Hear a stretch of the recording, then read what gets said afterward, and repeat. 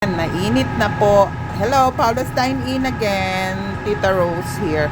Nainit na po ang aming magagawa po ako ng egg fried rice.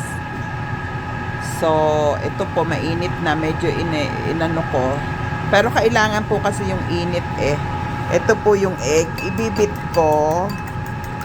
Tapos po, pag nabit na po siya, ang mangyayari niyan ay ilalagay ko siya dun sa oil.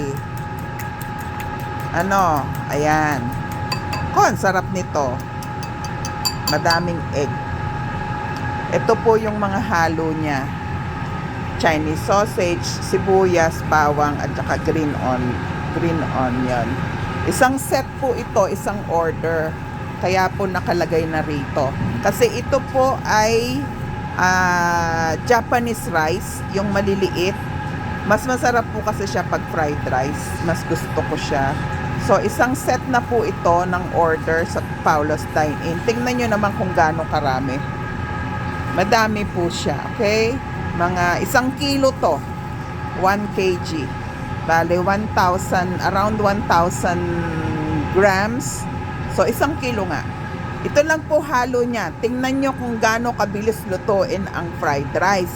Hindi po matagal lutuin yan. Sandali lang basta nakahanda lahat ang mga rekado nyo. Sa amin po, kapag commercial kitchen po, ang tendency po niyan ay nakahanda na po yun. Umaga pa lang nakahanda na yung mga ingredients na gagamitin namin. Pag nakita nyo ang recipe na, ang mga menu namin, sa sobrang dami, magtataka kayo, ano yun, lahat ng mga panghalo ay nakahanda na agad. Ganun po talaga. Meron po kaming tinatawag na food prep table. Meron po siyang yung parang nakalagay dyan na mga lalagyan. Doon namin nilalagay yung mga gulay. Yung iba po, sa umaga pa lang, piniprepare na namin, hinihiwa na namin yon isa-isa. Okay? Tapos po, itong baba ay cooler po siya, na andyan lahat dito ang meat, tas dito po yung egg, nakahiwalay din siya. Ganun po, meron po kasing food safety, kailangan susundin natin yung food safety. Hindi ko na po bubuksan kasi sinara ko na rin po ito. Kasi kailangan it keeps cold. Ito po yung ginagamit namin na Chinese sausage. Ayan po siya.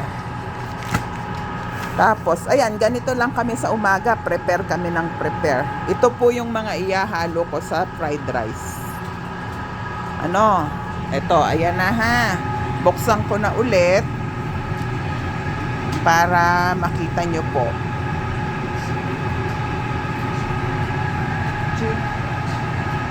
Can I have the stand? So,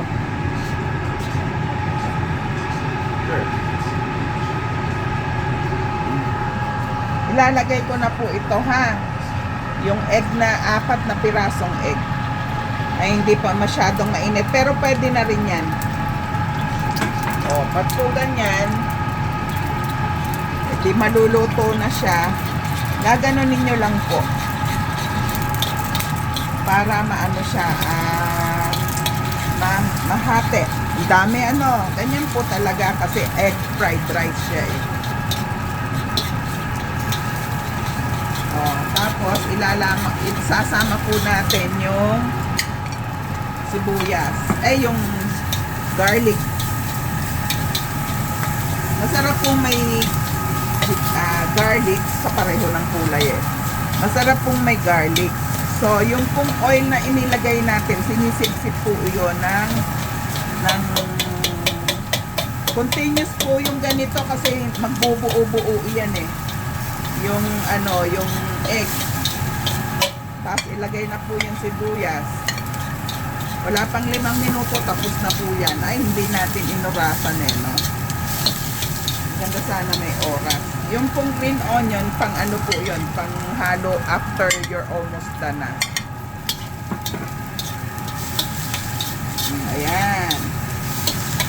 naghiwa-hiwalay. Kailangan po hiwa-hiwalay ang egg na yan. Okay, ganyan po siya.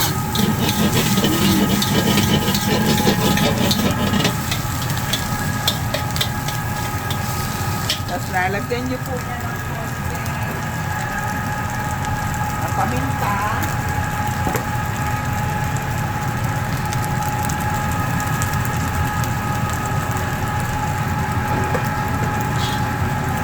Luto-luto lang yan. 5 minuto lang tapos na kasi lahat nakahanda. Ito po yung rice. Pinipreach muna namin siya cooler overnight para mabilis pong maghiwa-hiwalay. Ano? Yan, ganyan siya. Kasi yung iba po dikit-dikit. Nasubukan namin to na maganda pala pag ganito.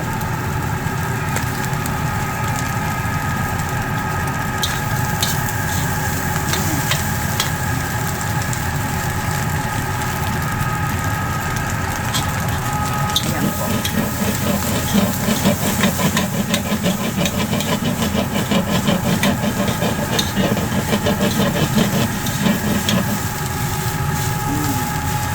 Hindi na mahirap anuhin siya, hindi mahirap paghiwa-hiwalay.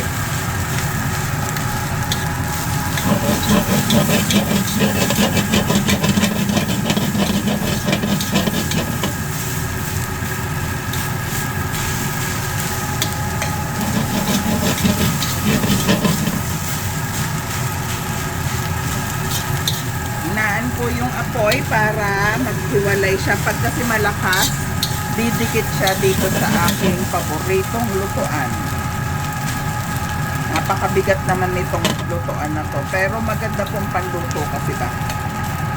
Hindi nasusunog agad ang... Ayan, ganyan lang. Sandali lang. Ilang minuto na yan. Oh, 7 minutes pala. Ah, I lied. Mga 10 minuto. Oh. Normally po sa commercial kitchen, kailangan at least 15 minutes. Pinaka mabilis na po yun na sa lutuan.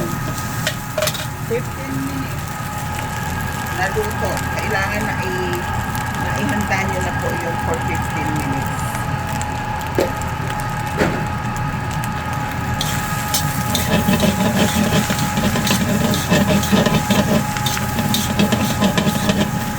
Okay, tingnan nyo, oh.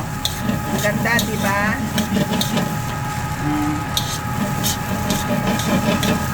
Fried rice po siya. This fried rice can stand alone po kasi may mga ulam ng kasama. Pero yung iba, sinasama nila sa prito. Pero hindi po masarap to kapag basa ang like may soup ang pagkain nyo. Ano?